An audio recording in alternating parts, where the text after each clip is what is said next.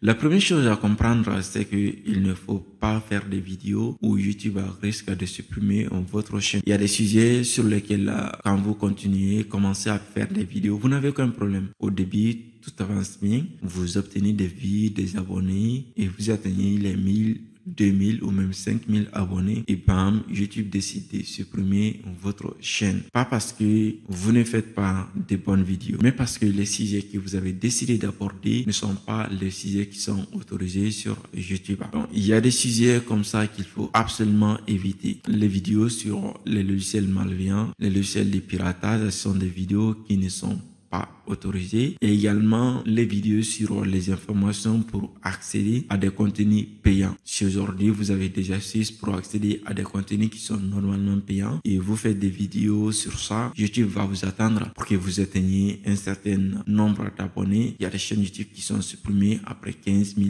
20 000 abonnés. Il faut vraiment éviter ces choses-là parce que YouTube va supprimer une à une vos vidéos. Et quand une vidéo est supprimée sur YouTube, vous avez 30 jours avant que cette suppression ne soit terminée. Si vous avez suivi la formation, si vous avez des autres vidéos qui sont supprimées, alors là, vous êtes banni et c'est définitif. C'est-à-dire que vous ne pouvez pas revenir et recréer une nouvelle chaîne. Sur les autres réseaux sociaux, quand vous êtes banni sur un compte, ça peut aller, mais quand vous êtes banni sur YouTube, vous êtes banni pour tout, sauf si vous vous associez à quelqu'un d'autre. Donc, ça, c'est le premier truc à comprendre avant de débuter votre chaîne YouTube. Et ces deux sujets ne sont que des exemples. La deuxième chose qu'il faut comprendre avant de démarrer votre chaîne, c'est que vous n'avez pas besoin de savoir faire du montage pour réussir. Sur YouTube, le montage, c'est vrai que ça augmente le taux de rétention, ça augmente le nombre de personnes qui viennent regarder vos vidéos chaque fois parce que vous faites la distraction. Mais si vous ne savez pas faire ceci, ça ne doit pas être un élément qui vous freine, un élément sur lequel vous dites, moi je ne sais pas faire du montage, je ne vais pas créer ma chaîne, je dois d'abord apprendre à faire du montage, je dois savoir tout faire avant de débuter. Ce n'est pas le cas. Il y a des personnes aujourd'hui qui ont réussi sur YouTube, qui ont plus de 50 000, 100 000 abonnés, qui ne font aucun montage, qui font juste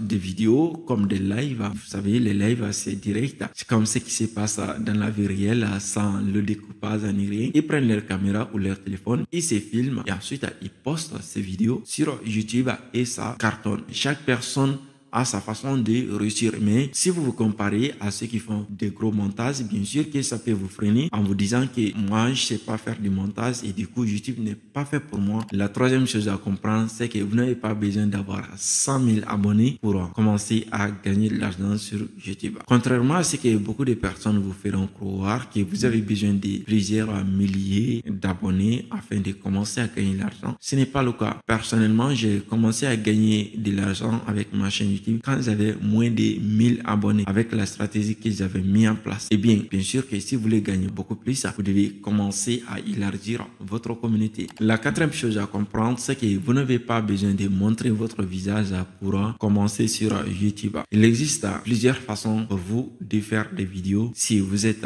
prêt à lancer un business ou même un hobby avec la plateforme. Vous n'êtes pas forcé de faire des vidéos comme ça pour vous montrer la tête à chaque fois que vous parlez. Vous avez des possibilités même de parler, de faire des vidéos sans même montrer votre visage et sans aussi parler, sans mettre votre voix. Okay? Vous avez toutes ces possibilités aujourd'hui. Et ça, ce sont des modèles qui existent et qui sont accessibles à tout le monde. La cinquième chose à comprendre avant de démarrer une chaîne YouTube, c'est que vous n'avez pas besoin d'un studio pour démarrer. Ça, c'est absurde. Avant, il fallait avoir un studio ou même un endroit où faire des vidéos pour se montrer. Mais aujourd'hui, vous n'avez pas besoin d'un studio comme ça. Vous pouvez faire des studios bien meilleurs que ce que j'ai en ce moment. Aujourd'hui, avec les outils AI, ça rend toutes les activités beaucoup plus compétitives encore. Parce que même si vous n'avez pas de moyens, vous avez la possibilité d'utiliser les AI pour vous mettre au même niveau que les personnes qui ont les moyens. Rien, si vous n'avez pas de studio, vous pouvez juste vous filmer juste avec une belle lumière, une bonne lumière sur le visage et ensuite changer le fond en un instant comme si vous êtes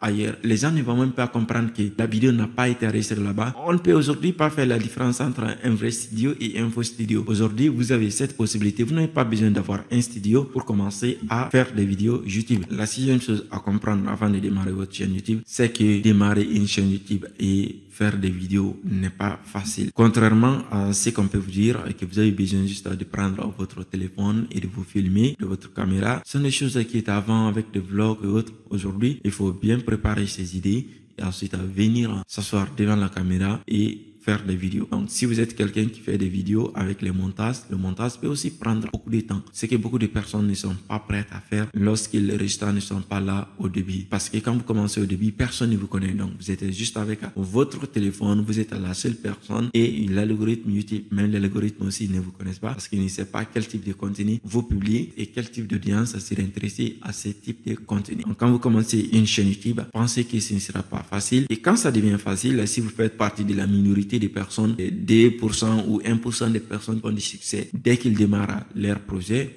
alors ça va être encore beaucoup plus agréable à célébrer le succès. Pensez que ça ne va pas être facile et qu'il faudra fournir énormément de travail avant de réussir. La dernière chose que je vais vous partager ici aujourd'hui pour démarrer votre chaîne YouTube, avant même de le démarrer, je vais dire, c'est qu'il n'est pas trop tard pour vous lancer. Ce qui est important sur YouTube lorsque vous démarrez, c'est d'être unique et de faire des vidéos et de garder cette unicité. Parce qu'à chaque fois que vous essayez de vous comparer à d'autres personnes, ça vous ramène à zéro, ça fait comme si vous ne faites pas du travail en fait. L'essentiel, c'est de commencer avec sa chaîne YouTube aujourd'hui et de continuer à faire des vidéos, que ce soit avec des montages ou pas. Juste à faire des vidéos. Et plus vous faites des vidéos, plus vous allez retrouver cette unicité parce qu'il n'est jamais trop tard sur YouTube. Dites-moi dans les commentaires ce que vous en pensez et moi je vous dis à très vite pour une prochaine.